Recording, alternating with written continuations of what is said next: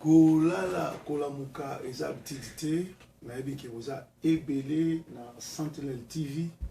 boza na biso na Sofkins TV en direct à Canada biso tozali bongo na Angleterre esika wapi to oyemetaka ezali bongo le messager de la bonne nouvelle proverbe 30 na petit déjeuner kolala kolamuka eza activité tobandi émission le vendredi na sango ya mawa na Londres ndeko na biso JP Mongo na ndeko na biso Mami Botamba bakufeli Mami Botamba aza ma petite sœur propre oyo nga na mema oyo nga na kolisa oyo vraiment na représentaka ya lokola yaya po tovandi quartier moko mama nanga kutumta mema bango na nzambe malamu alors auti kokufela mwana babetaki bango masasi lobi na Londres ye mwana mami aza na 19 ans na tata mwasi na ye mwasi ya JP Mongo donc na ngongo yo communauté eza vraiment na mawa bazolela dossier za nini bana kako tobotia bana bakoli awa baza na mwa makambo ebele ezali guerre ya ba congolais na bana ba nigérien do bayaki babomi bana mwana wana na tata mwasi na ye vraiment to lelana bango to consoler bango et to zongela ko pesa bino ba information nyonso ndenge nini makambo koleka en tout cas bo benda bana matoi to sambela rapona bana ndenge na bayi kolala kolamuka eza activité tala okoki kolamuka na tongo na pokwa ebebeli mabe to koki kolala na butu na tongo o se retrouver na mort donc to lela na kulut na biso JP Mongo na Patrick Ekofo na Mami vraiment nzambe ya lola apesa bango makasi apesa bango courage ezala malamu alors toza bongo na kati ya kolala kolamuka esika tokumisaka nzambe soko olamuki na tongo pesa nzambe merci kumisa ye netola ye sanzola ye zambe malamu zambe malamu zambe malamu malamu mingi malamu zambe zambe malamu zambe malamu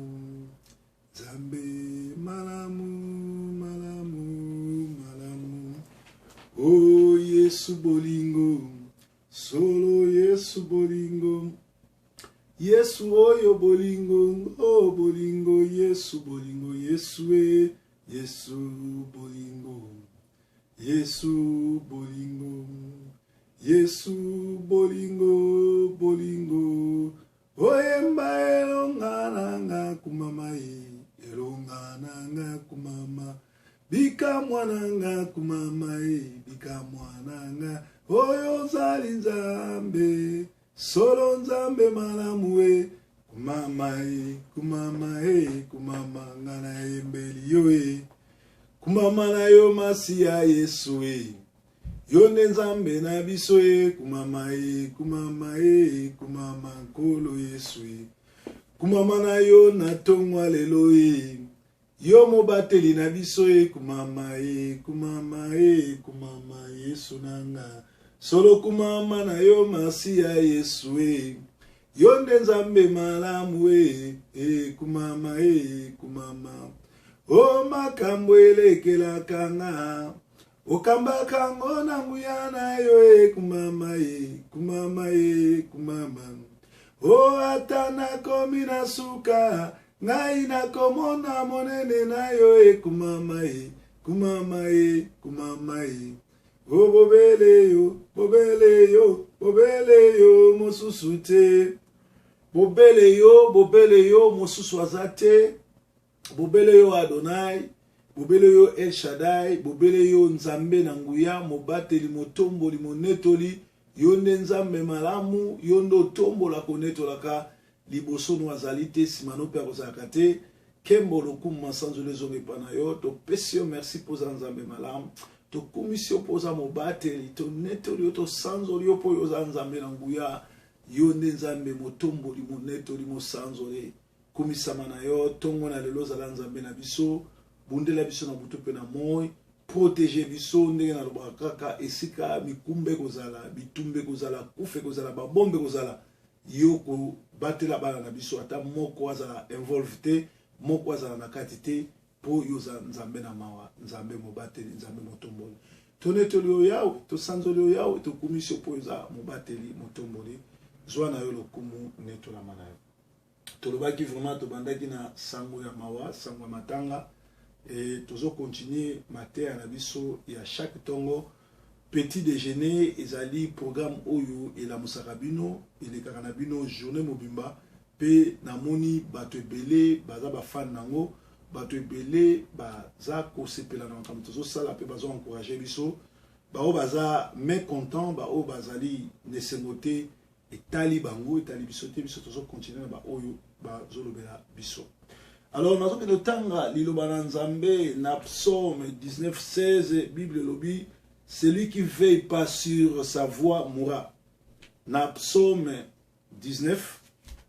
ezo lobi oyo azo veiller.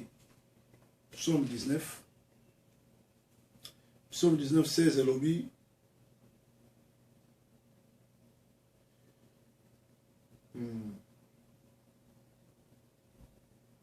Proverbe plutôt. Proverbe 19:16. Proverbe 19:16 lobby. Celui qui veille pas sur son âme mourra. 16 et 19. 19:16. Proverbe 19:16 Zoloba. Celui qui garde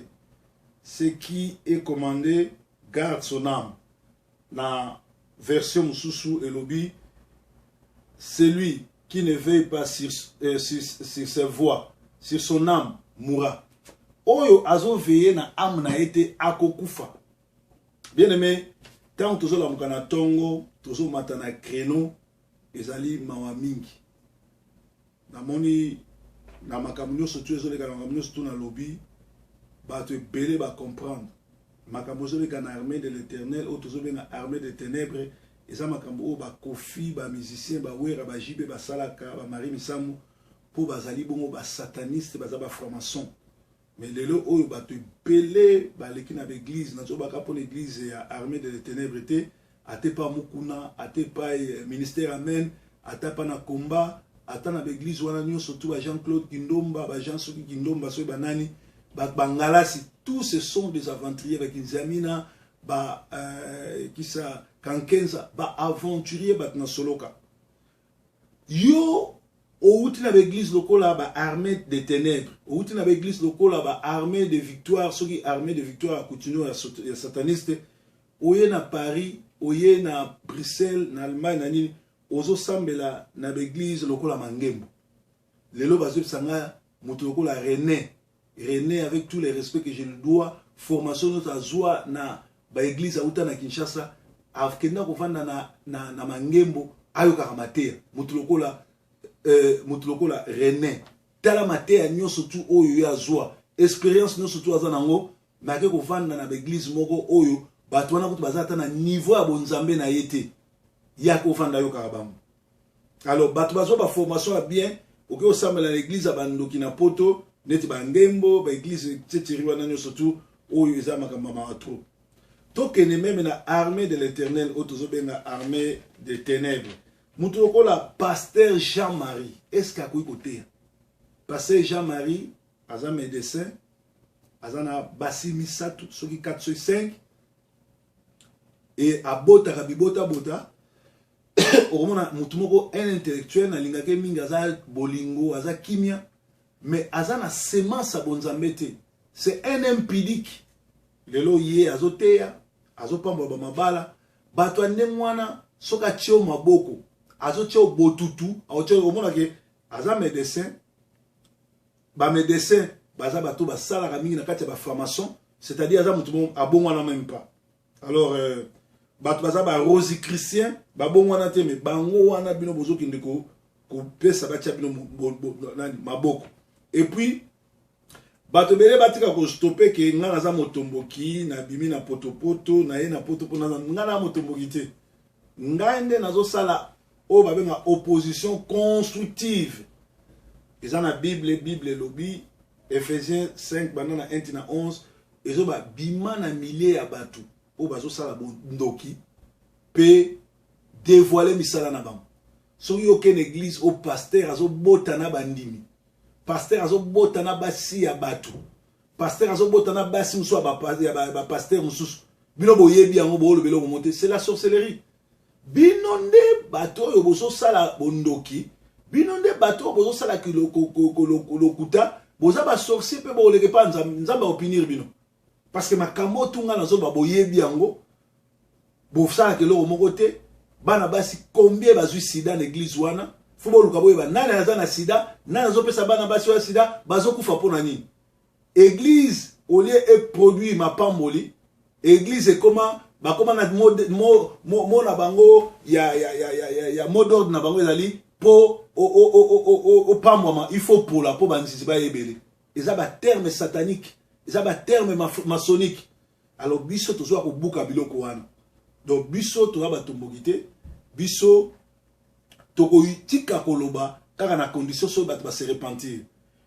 Pierre na ba apôtre les Jésus akufi baté sa malamu eza na acte des apôtres. Batu ba ye pelé batu ba tuni bango to sala nini. Pierre alobaki boza sone loko sa te bo se repentir, bo yamba Yesu lokola Seigneur pe mobikisi na bino. Soki bino bo se sentir que makambo nazo ba ya solo bozo se retrouver na makambo wana. Pour se repentir. Repentance, c'est la justification. Repentance, c'est ali kolela, ko reconnaître, ko senga pardon, nangonga wana kaka nzambe alimbisaka. Mais so ko bandi ko luka, oh po asala ki boye, oh po aza contre, oh aza boye, aza mutu ngana mutu mite dae bino batu bo sali coup d'état. Boni bo yiba église o ngai na kambi. Église wana n'établir ça fait 16 ans. Ngana zaka mo kambi nango.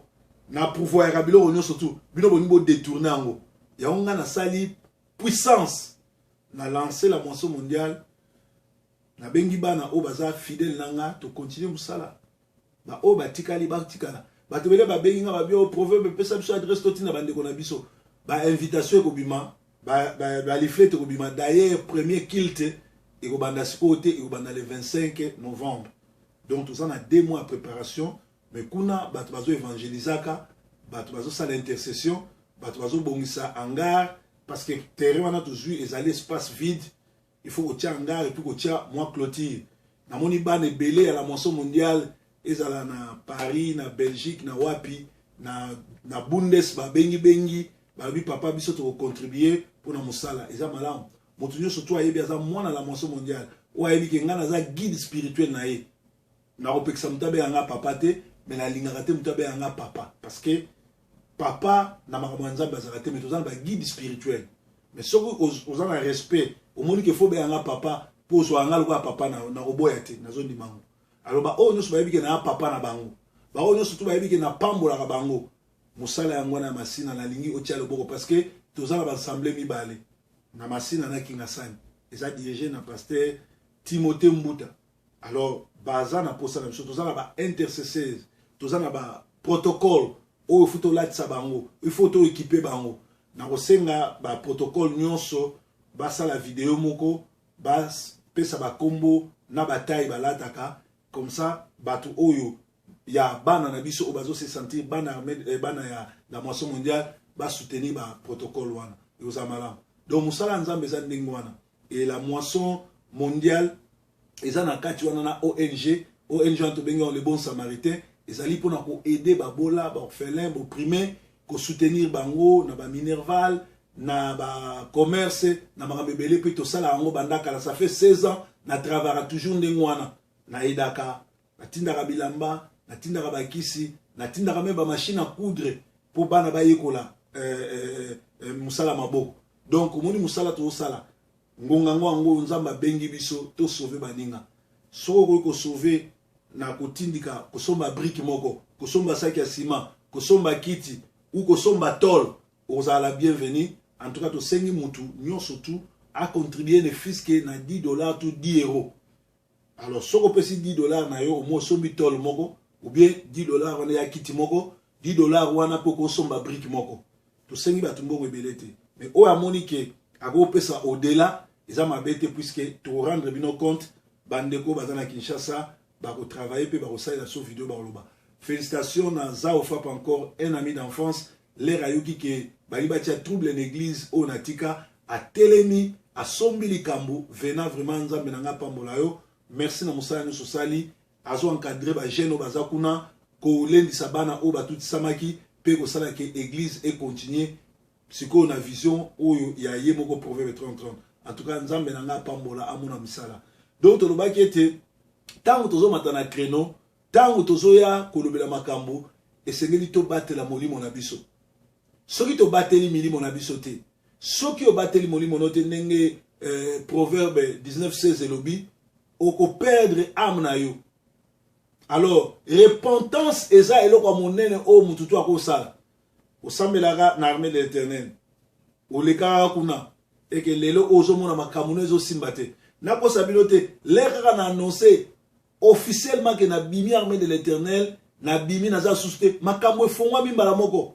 Lelo na auto signé ba contrat moko impossible mikolo ya bo mona compagnie de ekoli. Na comme ko zo ba coup de fil ya bat mususu oyo bazo soutenir ko leka l'air na zagi vraiment l'air na lobaki te na longo armée de l'Éternel. Alors nazo senga pe na batunyo surtout, ozwa ka chemise, ozwa ka pantalon, ozwa ka sapatu ya mukonzi bien ya pasteur moko armée de l'Éternel. Ngongango tant aux obondela salaka auto délivrance kataka ba lien nyos le banazo kata ba lien nyos tu armée de les ténèbres soki na liaki na melaki na lataki pantalon na lataki chemise na lataki sapatu ya mo pasteur ya armée de l'Éternel ya mo kambi armée de l'Éternel ya mutsonga pesa nga na kati ba lien na longoli nyos bokoko parce que batuana na bisaki bino tango ba kei ko koma bala tsamo ba médaille ya ambassadeur de la paix. Nous avons alliance, peu pacte, nous avons signé dans le monde des ténèbres. Nous avons franc-maçon. Oh, franc-maçon, nous avons dit, ko boma bana, ko bebisa bana, ko détruire via bana, ko boire que la bana mabo ki ma bibela ki li mabe. Yamwa mona église mobimba, botala ndenge bobanda ti lelo muta bonga zate, pasteur moko a émerger zate, batutu bakoma bakwiti, batutu bandumba, batu babongo na rate même bo ba na poto babongo rate. Frère Vincent, tous années na Londres. Frère Vincent ko bongo na tepo, asako yiba mabonza l'église, pe amona ba aventure. L'air pasteur mokambe église azo écouter na Marie Bissau, yem ta futa ka hotel, yem ta sa. Batane ba ko bongo ande. Ako bongo na tepo ayebi ke bozala kati ba aventure. Mais ngai bana nyoso tu na format, eza na Masina, eza na Pointe Noire, eza na Brazzaville, eza na Poto, na laksi bango liboso crainte ya Nzambe. Na laksi bango ko banga Nzambe, na laksi bango ke mosai na Nzambe faut a respecter bandimi. Bana oyazo kamba. Bo kende na Masina bo tuna 16 ans église o ngana kambi wana 16 ans dirant, eza na mwana mwasi moko te oyebso même na ndoto ou na vision amona ngana sale ba aventure, amona ngana na déplacer langage. Ya wana zo mona bana ba fidèle nanga na viva na bango lokola bana nanga lokola ba leki nanga na talisa bango bo Nzambe, na talisa bango vie à prière, na talisa bango banga Nzambe. Mais lelo l'église comme pasteur aza pasteur ba finyo so ba protocole abimanga na bango ba kambia bimanga na bango azoboto la basi ya ba ninga o bazo sambela ne sika mo ba pasteur mususu et puis bino ko lobeza église. Donc Nzamba zali lole ali lifelo ali mais Nzambe le raroya na lobaki ya Nzambe ayaka ko tuna mutu te église na pesa kiyo mais Nzamba tunaka batoyo na pesa kiyo sai na bangoni. Apôtre Paul a lobby, tu peux rendre compte na ba brebis on zamba pesa biso. Ngaile nzamba roya, a retourna nga ba brebis na nga na terre ki bango vérité, na laksa ki bango bolimo, na laksa bango kokaba. Et na nga mo na laki premier donateur na musala nzambe. Premier donateur. Et 16 ans pasteur armé de Télé Massina, na tikala ko simba offrande te. Sœur Rita za na Paris, yem taza ko simba offrande. Avant nana longwa Kinshasa pour ngana yaki avant yem tazo aussi mo franti na longwa Kinshasa na ya poto c'est Rita oui sabino que proverbe 30-30 atikala jamais aussi mo front nazali aussi ma dim pour ça mbongo pasteur et puis mbongo ngo to ezali soto zui to somba ban to somba kit to sombi ba tol batika o mona ngate nazo uta mas na uvuta mbinza nazo ya masina kuteya des fois dimanche qu'il te sili mbongo no to somba ban ngab tika ufuta ko matambiza yate na tika ko lala en église na permanence dans la prière pour na tika li na ti mercredi pour parfois so na matimbinza pigeon tika ko ya ko zonga boyezate bana na ba moni yango et naza na problème ya immigration te na problème ya mukanda te naza na ba séjour na mboko na mwana nga liboso titi aboti ba anglais misatu bana nga ba anglais na mwana moko azali allemand na ko za na séjour pour bomona na yaka Kinshasa na kinaka dernièrement na auto ça plus de 10 fois na Air France na ndeki Paris Allemagne bozo mona ba photo yali donc mutu mo ta ko longo Allemagne ake France azongi so kaza na ba séjour te allons Afrique allons à poto donc mutu mo ko sabino te azo sala bon pona ba mikanda non nazo sala pona ba mikanda te pona za na problème mikanda te nazaka jamais na problème mikanda mais nazo sala ngo pona ko pambola ngomba la nzambe nazo sala ngo pona ko batela bana nazo sala ngo pona ko tombola nzambe nazo sala ngo pona ko ba vérité nzambe aleka na kozwa lokumu nzambe akumisama nzambe anetolama po aza nzambe malamu ngonga oyo esengeli na biso tobatela makambo nyonso totombola makambo nyonso tonetola nyonso po nzambe aza malamu nzambe azwa ne lokumu nzambe anetolama na ye po aza mobateli motomboli monetoli ye nde nzambe oyo abatelaka ye nde atombolaka nzambe moko te akokani na biso nzambe moko te anetolaka lokola biso nzambe moko te asanzolaka lokola biso azali nzambe malamu aza mobateli malamu aza mosungi ya kokamwa